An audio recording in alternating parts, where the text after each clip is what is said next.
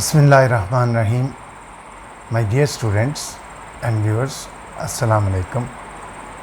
मैं हूं प्रोफेसर नसीर अहमद गाज़ी और आज हम अपनी इंग्लिश लैंग्वेज सीरीज़ के लेक्चर नंबर 39 को लेकर मैं हाज़िर हुआ हूँ। और जैसा कि आप जानते हैं कि हम पिछली कुछ वीडियो से कॉमन एरर्स को डिस्कस कर रहे हैं, ठीक है। लास्ट वीडियो में हमने बहुत इंपॉर्टेंट एरर्स डिस्कस किए थे, वो थे एरर्स इन प्रेपोजिशंस, ठीक है। अब उसके बाद आज हम जो शुरू करने लगे हैं एरर्स, वो उससे भी ज़्यादा इम्पॉर्टेंट है। अब बच्चों, दो किस्म के एरर्स ऐसे आने लगे हैं। एक का नाम मैंने रखा है मिसलेनियस एरर्स यानी माइनर एरर्स भी कह सकते हैं हम इनको, और मिसलेनियस एरर्स भी कह सकते हैं, ठीक है।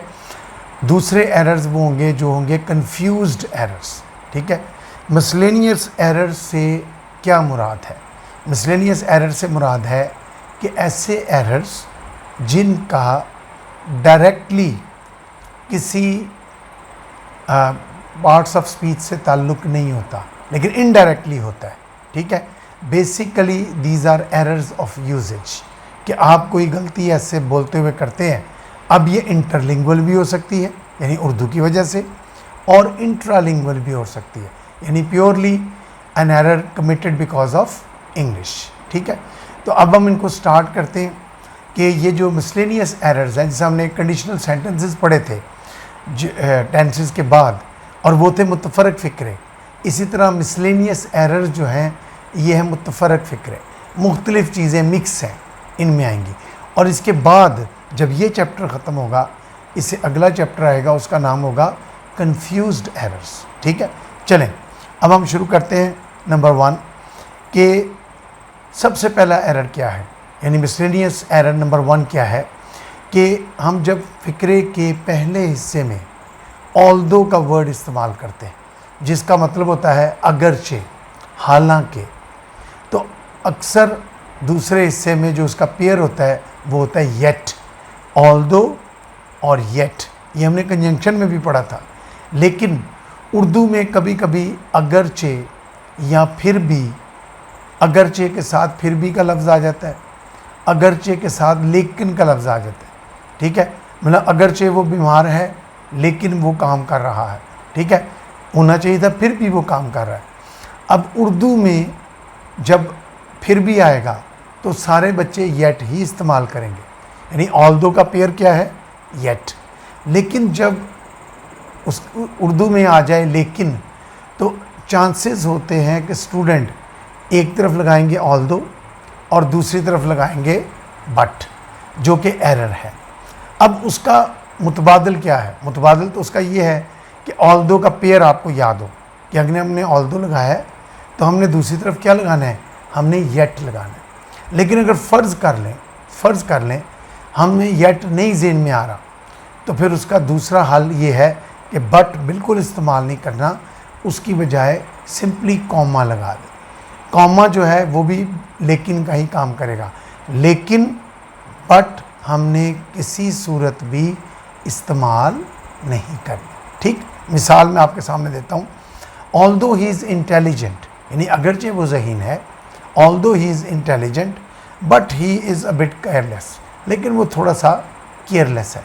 अब उर्दू में अगर मैं ये फ़िक्रा बोलूँ तो इसमें कोई अजीब गलती कोई नज़र नहीं आ रही, यानी लग रहा है कि ठीक ही बोल रहा हूँ कि अगरचे वो ज़हीन है लेकिन वो थोड़ा केयरलेस है। मैं कहता हूँ ना, अगरचे तुम मेहनती हो लेकिन यार तुम काम ठीक नहीं कर रहे, मेहनती हो लेकिन टेस्ट अच्छे नहीं दे रहे। अब लेकिन हम उर्दू में बोलते हैं और आम बोलते हैं, नतीजा क्या होता है कि हमारे स्टूडेंट्स फिर इंग्लिश में भी उसको बोलते हैं, बट का वर्ड लगा देते हैं, जो कि एरर है। तो करेक्शन क्या हुई कि ऑल्दो के साथ या येट लगाया जाए, या अगर लेकिन का लफ्ज़ उर्दू में आ जाए और आपको ट्रांसलेट करना पड़े तो डोंट यूज़ बट, उसकी बजाय आप यूज़ करें क्या, कॉमा। क्या यूज़ करें, कॉमा यूज़ करें, ठीक। मिसाल के तौर पे although he is intelligent but he is a bit careless. अब इसका करेक्शन दो हो सकती है। Although he is intelligent yet, क्या लगेगा, yet he is a bit careless, ठीक। या although he is intelligent comma he is bit careless. देखो ना, अब हमने जब कॉमा लगा दिया, कॉमा ने भी वही काम किया जो बट कर रहा था, यानी बट का काम कॉमा ने कर दिया। ठीक, उसके बाद हम आ जाते हैं rule number 2, very important rule. ये सब रूल बड़े इंपॉर्टेंट हो गए, एक से बढ़कर एक। ठीक, कि अगर किसी फिक्रे में when a subject is attached with and not, यानी एक सब्जेक्ट लगा, उसके बाद एंड नॉट लगा, और उसके बाद एक और सब्जेक्ट लगा, तो कहता है उसके बाद जो वर्ब या हेल्पिंग वर्ब या हेल्पिंग वर्ब इस्तेमाल हो तो वो हमेशा फर्स्ट सब्जेक्ट के मुताबिक होना चाहिए। फिर सुने रूल, अगर किसी फिक्रे में एक सब्जेक्ट के साथ, पहले सब्जेक्ट के साथ क्या लगा हो, एंड नॉट, क्या लगा हो, एंड नॉट, तो उसके बाद दूसरा सब्जेक्ट आ जाए और उसके बाद वर्ब आ रहा हो, तो वर्ब जो है वो हमेशा फर्स्ट सब्जेक्ट के मुताबिक लगेगा, सेकंड सब्जेक्ट के मुताबिक नहीं लगेगा। मिसाल के तौर पे, the girls plural and not their teacher singular, the girls and not their teacher is responsible for it, गलत, इज नहीं लगना, आर। अब इज क्यों लगा, इज इसलिए लगा कि टीचर बाद में आया और टीचर सिंगुलर है, तो हम सिंगुलर को के साथ इज लगाएंगे तो फिल बदी इज लग जाता है, जिसको हम जनरलाइजेशन कहते हैं, कि हम जनरलाइज कर देते हैं कि टीचर है तो टीचर के साथ इज लग रहे हैं, गर्ल्स होती है तो उनके साथ आर लगता। लेकिन रूल ये है कि चूँकि एंड नॉट लगा है, the girls and not their teacher are responsible for it, यानी कहना ये चाह रहा है कि actually the girls are responsible for it, the teacher is not responsible. तो ये बड़ा इंपॉर्टेंट रूल है। ठीक, रूल नंबर 2। रूल नंबर 3 आसान रूल है, ये 2 फ्रेज हैं, प्रेपोजिशनल फ्रेजेस जो हम इंग्लिश में यूज़ करते हैं। एक है अराइव एट, एक होता है अराइव इन। अब अराइव एट जो है ये हम कब इस्तेमाल करेंगे फ्रेज़, जब मतलब उस दोनों का ये आमद होना, किसी जगह पहुंचना। ठीक है, अगर कोई छोटी जगह हो, वो स्टेशन पर पहुंचा, कॉलेज पहुंचा, एयरपोर्ट पहुंचा, दफ्तर पहुंचा, घर पहुंचा, ऑफिस पहुंचा, हॉल में पहुंचा, अगर एक जगह हो और छोटी जगह हो तो हम क्या लगाएंगे, अराइव एट। लेकिन अगर बड़ी जगह हो, कोई शहर हो, कोई सूबा हो, कोई मुल्क हो, तो फिर हम लगाएंगे अराइव इन। मसलन मैं कहूँगा ही arrived at the airport, he arrived at the college, लेकिन मैं कहूँगा ही arrived in Sialkot, he arrived in Pakistan, वहाँ हम इन इस्तेमाल करें। तो 2 फ्रेज हो गए, arrive at used for smaller places, arrived in used for bigger places. मतलब कोई शहर हो गया, कोई सूबा हो गया, मुल्क हो गया, हम उसके लिए क्या इस्तेमाल करेंगे, अराइव इन। मिसाल देखें, I arrived at the hotel या एयरपोर्ट या स्टेशन ऑन टाइम, यानी I arrived at the hotel on time, I arrived at the airport on time, I arrived at the station on time. ठीक, I arrived in Lahore, Lahore अब शहर आ गया, वहाँ eight नहीं लगेगा। आई अराइव्ड इन लाहौर या आई arrived in Pakistan a month ago, I arrived in Pakistan a month ago. उसके बाद आ गया रूल नंबर 4। रूल नंबर 4 ये है कि अक्सर स्टूडेंट्स गलती क्या करते हैं फिर, कि फ़िक्रे के पहले हिस्से में एज लगा हो, एज, जिसका मतलब भी वही होता है चूँकि, क्योंकि, चूँकि, क्योंकि वो बीमार था, चूँकि वो बीमार था। पहले हिस्से में एज लगा हो तो दूसरे हिस्से में सो लगा देते हैं, जिसका मतलब होता है इसलिए, चूँकि वो बीमार था इसलिए वो कॉलेज नहीं आया, तो हम क्या कहेंगे, as he was ill so he did not come to college. गलत। देखने में बिल्कुल ठीक लग रहा है, देखने में ऐसे लग रहा है जैसे इसमें कोई एरर है ही नहीं, लेकिन इसमें एरर है। जब एज लग जाए, जिसका मतलब क्या होगा, चूंकि, ठीक है, या क्योंकि, तो दूसरे हिस्से में चुनाचे की जगह या इसलिए की जगह हम सो नहीं लगाएंगे, सो नहीं लगाएंगे, उसकी बजाय क्या लगाएंगे, कॉमा लगाएंगे। अक्सर लोग ये गलती करते हैं, it's a very important error. ठीक, मिसाल मैं देता हूँ, एज शी इज़ पुअर, चूँकि वो गरीब है, so she can't buy costly clothes, चुनाचे वो महंगे कपड़े नहीं खरीद सकती। अब चुनाचे की इंग्लिश आ जाती सो, तो एरर क्या है, as she is poor comma she can't buy costly clothes. ठीक, तो रूल क्या बना, रूल बना कि अगर फिक्रे के पहले हिस्से में एज आ जाए तो दूसरे हिस्से में हमने सो नहीं लगाना, उसकी जगह कॉमा लगा दें। क्या लगा दें, कॉमा लगा दें। ठीक, अच्छा जी। उसके बाद आगे rule number 5, another very important rule, very very important. अगर किसी फिक्रे में एज इफ या एज दो,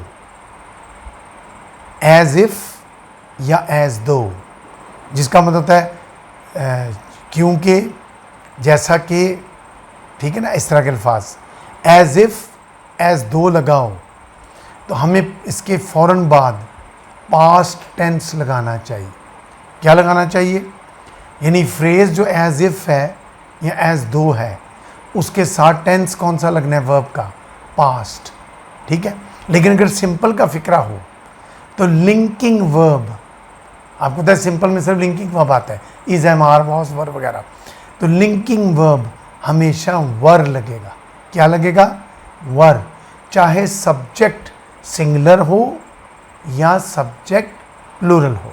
फिर सुन लें, अगर फिक्रे के पहले हिस्से में एज इफ या एज दो लगा हो, एज इफ या एज दो लगा हो, तो दूसरे हिस्से में उसके फ़ौरन बाद जो वर्ब आएगा वो पास्ट में होना चाहिए, अगर वो ये एक्टिव पैसिव है। अगर सिंपल है तो लिंकिंग वर्ब वर में होना चाहिए। किस में होना चाहिए, वर में, चाहे उसके साथ सब्जेक्ट सिंगुलर हो या प्लूरल हो। ठीक, मिसाल देखें, ही क्राइड एज इफ या एज दो, ही क्राइड एज इफ या एज दो ही वर बीटन बाय समवन। हाँ, देखो ना, ही के साथ क्या लगता है, ही के साथ तो वॉज लगता है, तो हम कहेंगे ही वॉज बीटन, नो, ही वर। तो ये रूल याद रखना है। ये भी वो रूल है जो उर्दू स्पीकर भी करता है, यानी L1 लर्नर भी करता है, L2 लर्नर भी करता है, यानी अंग्रेज़ खुद भी गलती कर सकता है, क्योंकि अंग्रेज़ को भी पता है कि ही के साथ वॉज लगना है, तो वो भी हम वॉज लगा सकता है। So it's an interlingual error and it's an intralingual error. ठीक, उसके बाद आ गया रूल नंबर 6। रूल नंबर 6 ये कहता है कि अगर फिक्रे के पहले हिस्से में, जैसा पीछे पढ़ा था एज, बिकॉज आ जाए, और बिकॉज का मतलब भी वही होता है क्योंकि, चूंकि। ठीक, तो दूसरे हिस्से में जैसे हमने कहा था एज के साथ सो नहीं लगाना, इसी तरह बिकॉज के साथ देयर फोर नहीं लगाना, जो कि अक्सर लोग लगाते हैं। चूंकि वो बीमार था इसलिए वो कॉलेज नहीं आया, because he was ill therefore he did not come to college. गलत। अगर बिकॉज लगाया है दूसरे हिस्से में देयर फोर इस्तेमाल नहीं होगा, तो क्या इस्तेमाल होगा, फिर कॉमा इस्तेमाल होगा। क्या इस्तेमाल होगा, कॉमा इस्तेमाल होगा। मिसाल के तौर पे, बिकॉज यू आर पुअर, चूँकि तुम गरीब हो, therefore I will help you, इसलिए मैं तुम्हारी मदद करूँगा। गलत। Because you are poor comma I will help you या आई विल हेल्प यू। ठीक, सो हमने बिकॉज के साथ देयर फोर इस्तेमाल नहीं करना, बल्कि उसकी जगह क्या लगाना है, उसकी जगह कॉमा लगाना। ठीक है, सो ये हो गया रूल नंबर 6। उसके बाद आ जाते हैं रूल नंबर 7। रूल नंबर 7 भी बहुत important, very very very important. Rule number 7 कहता है कि कुछ वर्ब्स ऐसे हैं, मतलब इंजॉय, इंजॉय करना, अवेल, फ़ायदा उठाना, ठीक, एब्सेंट, गैर हाज़िर रहना, गैर हाज़िर रखना, ठीक, रिवेंज, इंतकाम लेना, एवेंज्ड, इसका मतलब है इंतकाम लेना। एवेंज किसके लिए होता है? रिवेंज अपने के लिए होता है, ठीक। अब वो कहता है ये अल्फाज जब वर्ब लगे हों तो इनके बाद रिफ्लेक्सिव प्रोनाउन यानी खुद वाले अल्फाज, him self, her self, them selves, your self, ठीक है, आर सेल्फ, ये अल्फाज लगाना इंतहाई ज़रूरी है, इंतहाई ज़रूरी है। फिर सुन लें, अगर फ़िक्रे के पहले हिस्से में ये वाले वर्ब लगे हों, इंजॉय यानी खुश होना, अवेल फ़ायदा उठाना, एब्सेंट गैर हाज़िर रहना, रिवेंज या इवेंज इंतकाम लेना, ठीक है, कहता है इनके साथ रिफ्लेक्सिव प्रोनाउन लगाना बहुत ज़रूरी है, जो उर्दू में बिल्कुल ज़रूरी नहीं है। अब चूँकि ये उर्दू में नहीं होता, बेशुमार लोग इंग्लिश में नहीं लगाते, ठीक है। मतलब वो कह देंगे he enjoyed the party, he enjoyed the party, होना क्या चाहिए था? He enjoyed himself in the party, he enjoyed himself, ठीक है। यहाँ वो कह देंगे he enjoyed in the public meeting, तो हम कहेंगे he enjoyed himself in the public meeting, ठीक है। इसी तरह he availed of the opportunity, he availed himself of the opportunity. तो ये वो वर्ब्स हैं बच्चों जिनके साथ रिफ्लेक्सिव प्रोनाउन लगाना बहुत ज़रूरी है। मिसाल देखें फिर, he enjoyed at the party, गलत, he enjoyed himself at the party. एक और मिसाल, दे एवेंज्ड या revenged on the murder, they avenged या रिवेंज्ड themselves, दे के साथ क्या आगा? Reflexive, themselves on the murder. He absented from the college yesterday. He absented, यानी उसने गैर हाज़िर रखा, he absented himself, उसने अपने आप को गैर हाज़िर रखा, he absented himself from the college, ठीक। ये हो गया रूल नंबर 7। उसके बाद हम आ जाते हैं रूल नंबर 8 पे। रूल नंबर 8 क्या कहता है? रूल नंबर 8 कहता है when we use a phrase had better, had better, had better अक्सर हम फ्रेज यूज करते हैं, यानी बेहतर होता। मैं कहता यार बेहतर होता कि अगर ये ऐसा होता। Had better in a sentence, we never use to, कहता है इसके बाद टू नहीं लगाना, यानी हैड बेटर अगर एक तरफ लगा है तो दूसरी तरफ क्या नहीं लगाना? टू नहीं लगाना, विद इट, ठीक। कहता है और फिर अगर प्रेजेंट का फिक्रा हो तो हम वर्ब की फर्स्ट फॉर्म लगाएंगे बाद में, पास्ट का फिक्रा हो तो वर्ब की सेकंड फॉर्म लगाएंगे। यानी प्रेजेंट का फिक्रा हो तो प्रेजेंट इंडेफिनिट में लिखेंगे, पास्ट का फिक्रा हो तो पास्ट इंडेफिनिट में लिखेंगे। ध्यान से सुने, मिसाल फिर सुने रूल। रूल है अगर फिक्रे के पहले हिस्से में हैड बेटर आ जाए, ठीक है, दूसरे हिस्से में टू नहीं लगाना, जो अक्सर लोग लगाते हैं। और टू लगाते हैं, टू के बाद आपको होता है इन्फिनेटिव फॉर्म लगती है तो फिर फर्स्ट फॉर्म लगानी पड़ती है।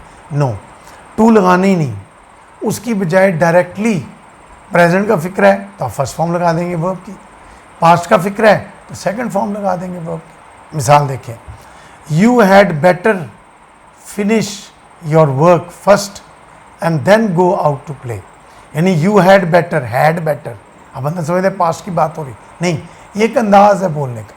You had better finish your work, ठीक है, यानी बेहतर था कि तो अपना काम मुकम्मल करते and then go out to play, और फिर बाहर खेलने के लिए जाते। प्रेजेंट का फिक्रा।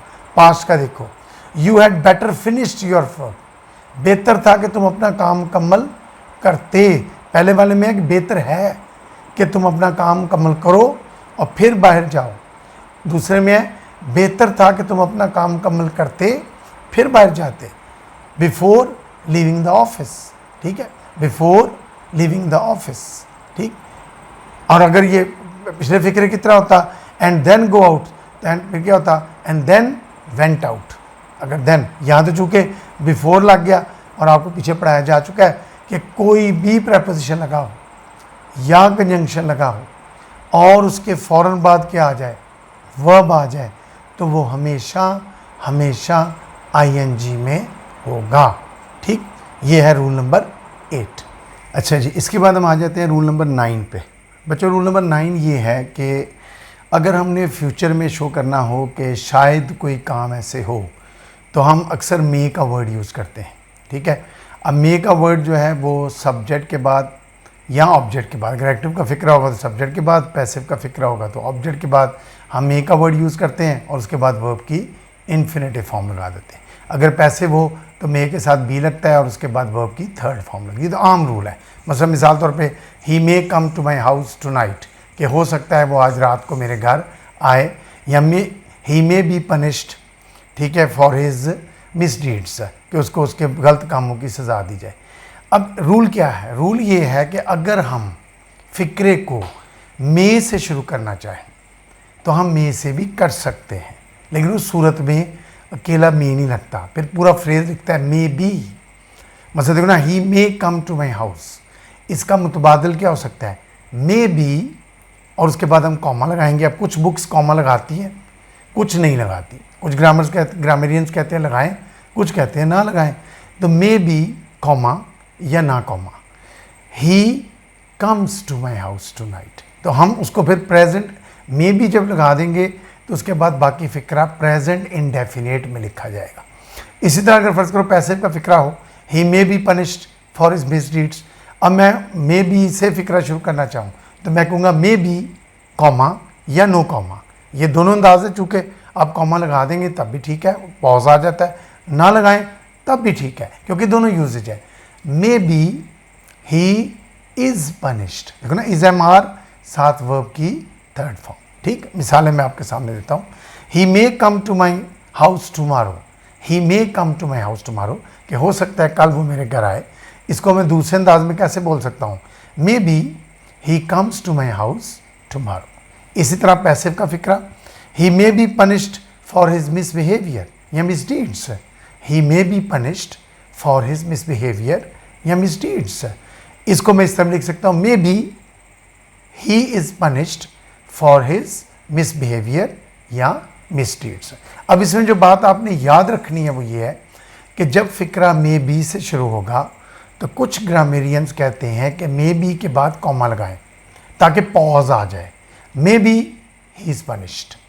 कुछ कहते हैं कि कॉमा लगाने की कोई ज़रूरत नहीं है, फ़िक्रे की कॉन्टीन्यूटी वैसे ही रहनी चाहिए। सो जब दोनों राय मौजूद हैं तो हम उसको फिर दोनों अंदाज में कर सकते हैं। ठीक, उसके बाद बच्चों रूल नंबर 10, आज का आखिरी रूल, रूल नंबर 10 पे हम आते हैं कि मोर जो है वो हम आम तौर पे सेकंड डिग्री में इस्तेमाल करते हैं जब दो चीज़ों का कंपैरिजन करना हो। ही is more intelligent then his brother, लेकिन मोर को हम फर्स्ट डिग्री के लिए भी लगा सकते हैं और कंपैरिजन के लिए लगा सकते हैं कि जब किसी एक शख्स की ही अपनी दो क्वालिटीज़ का आपस में मुआवजना किया जाए तब भी हम मोर का वर्ड इस्तेमाल कर सकते हैं। ठीक है, मतलब मिसाल के तौर पे, he is more clever than brave, he is more clever than brave. अब क्लेवर फर्स्ट डिग्री है तो मोर हमने लगाया, अब ये नहीं हमने उसको सेकंड डिग्री बना दिया, नहीं,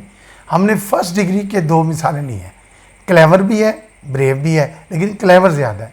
ही is more clever than brave, यानी बहादुर से ज़्यादा वो क्लेवर है। ठीक, एक और मिसाल देखें, he is more intelligent than wise, he is more intelligent than wise, के इंटेलिजेंट ज़्यादा है किसकी बनिस्बत, वाइज के, यानी वो वाइज भी है।